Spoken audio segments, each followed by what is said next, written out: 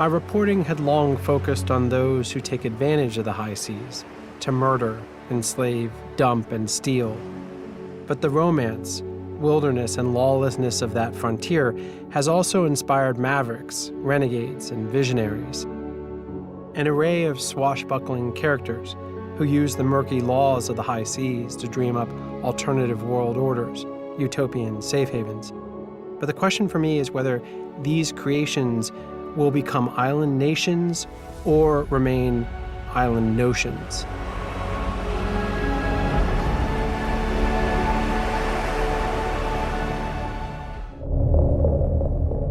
Two-thirds of the planet is covered by water. It's our planet's wildest frontier, breathtaking as much as it is vital to all life. A place of discovery and endless reinvention, a metaphor for freedom, as well as a profoundly dystopian realm where the darkest of all humanities play out. Over 50 million people work at sea, and human rights and environmental abuses often occur with impunity. Six people we are sleeping in here. So hot. I've never ever seen this bad. My name is Ian Urbina. As a journalist, I've spent the past decade reporting from this lawless frontier. I run an investigative journalism organization called the Outlaw Ocean Project that reports about crimes happening in this space.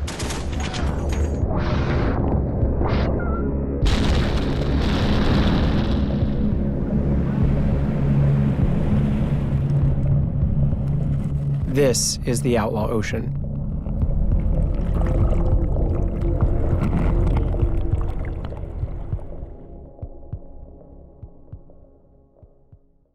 This is Radio Carolina.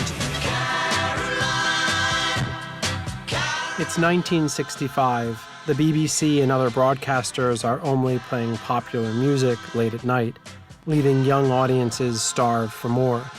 Rogue DJs turn to the Outlaw Ocean.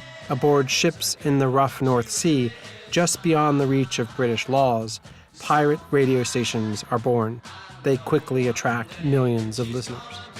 Millions of kids have learned to say, "I love Caroline" on 199, and they lap it up from 6 in the morning until 8 o'clock at night. One such pirate broadcaster was Paddy Roy Bates. He took this legal quirk a step further. On Christmas Eve of 1966, he motored a small boat 7 miles off the coast of England to a rusty, abandoned anti-aircraft tower.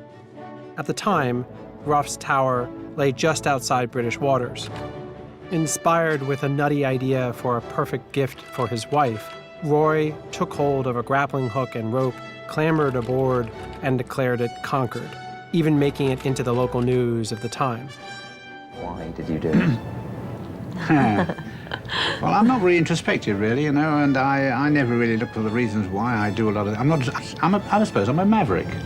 I do the unusual, and I enjoy doing the unusual. And these sort of things don't just tempt me, they attract me like a magnet, and I just have to do them, that's all. He named the disused platform just outside Britain's territorial waters Sealand. It didn't look like much, but now it was his, and his alone. And what a perfect gift for his wife. But it wasn't long before Bates's new nation was challenged in British courts, a colorful story that was reported by American media at the time. The British Navy sent a boat close by. Roy Bates' son, Michael, fired warning shots. Father and son were brought to court, but a judge ruled that since Sealand lay 7 nautical miles outside British waters, British courts had no jurisdiction. Bates took that as recognition, created a flag, stamps, passports, and currency with Jones' arresting profile and a motto, E Mare Libertas, from the sea, freedom.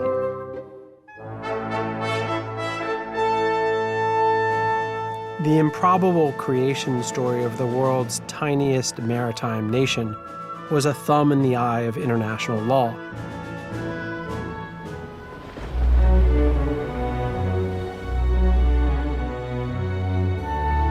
Since Jules Verne's 20,000 Leagues Under the Sea was published in 1870, people have dreamed of creating permanent colonies on or under the ocean and reinventing to their advantage the laws that govern. La Repubblica del Rosa, an Adriatic version of Sealand, lasted a grand total of 55 days before the Italian government blew it up.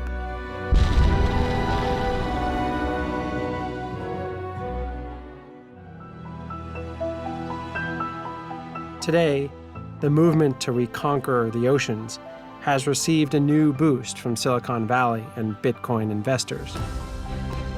The Seasteading Institute envisions water worlds where governments are selected in an open market, taxes can be waived, and climate change can be hacked. We just need to reopen the frontier by building floating cities, city-states on the ocean. And the goal of this is to transform the entire government industry. Named after the homesteads of the American West, seasteads are conceived as self-sufficient, self-governing, part libertarian utopia, part billionaire's playground. In the meanwhile, climate change and rising seas suggest their pioneering sustainable housing and food production may just offer some solutions.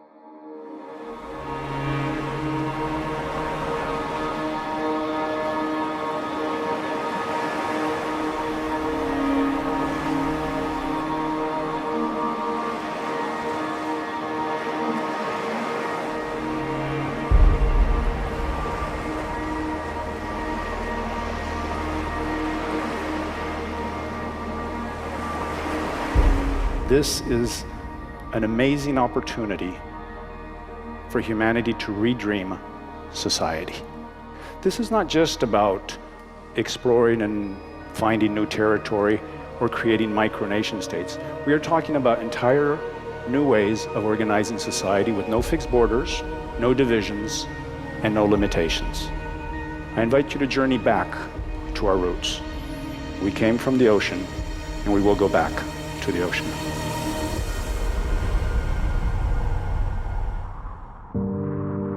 For all these lofty dreams of building brave new worlds in the outlaw ocean, the Principality of Sealand, half a century old, remains the only micronation standing in open waters to this day. You approach, and it looks unremarkable, but it's a marvel. Partially because every other experiment of this sort throughout history has failed within a matter of years. The way you enter this rusty kingdom feels unsafe and slightly ridiculous, but it was so fitting to the rest of the experience.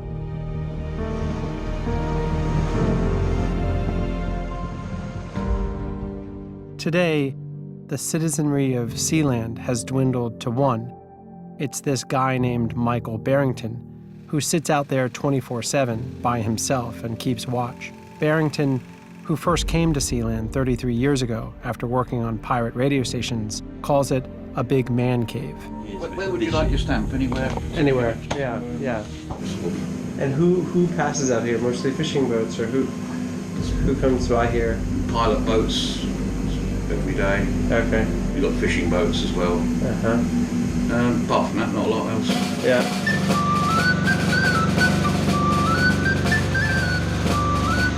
Rooms inside the concrete towers include a multi-faith chapel. Some are below the waterline, and there's a constant sound of sloshing. I mean, we're underwater now, but... Oh, is that right? Just flip the switch on. A small prison cell with an iron bedstead once housed the state's only prisoner in 1978 during an attempted coup. These guys came out of the helicopter. I was here on my own. They came down the winch market, waving away, one from left to another. I ended up being locked in a room for 3 or 4 days with no food or water. Prince Michael was released and exiled, and then with his father, they recaptured Sealand in a dawn raid in a helicopter. Though they released the mercenaries, they held on to the businessman's lawyer, accusing him of treason. Mr. Putz pleaded guilty to a charge of treason. He was eventually freed after a German diplomat came out to investigate, as reported on a local news program. If we had a case of treason to deal with, we would use this as a courtroom, because the jail's down there, and then we could have our vicar in there or whatever, so that's the chapel. So when we execute the part, we could rip the Oh, this is flawless. bloody weirder and weirder every floor he's going down. Yeah, seriously.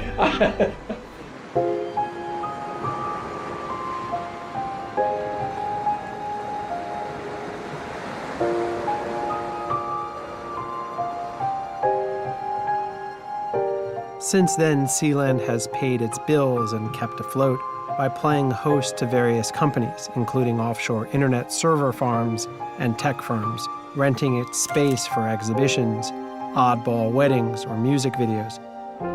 But one thing was clear to Bates. Sealand was born not out of thievery, but out of conquest, and its governance would remain firmly rooted in ethics and law. Kind of child porn, kiddie porn, right. kind of terrorism. Right. If you want to be a country, you've got to act like a country. Acting like a country and a bit of morality. Right. Yeah? Taking advantage of a gap in international law, Sealand had grown old, while other attempts at seasteads never made it far beyond what-if imaginings. Perhaps the true secret to Sealand's survival was its limited aspirations. It had no territorial ambitions. It wasn't seeking to create a grand caliphate. In the view of its powerful neighbors, Sealand was merely a rusty kingdom, easier to ignore than to eradicate.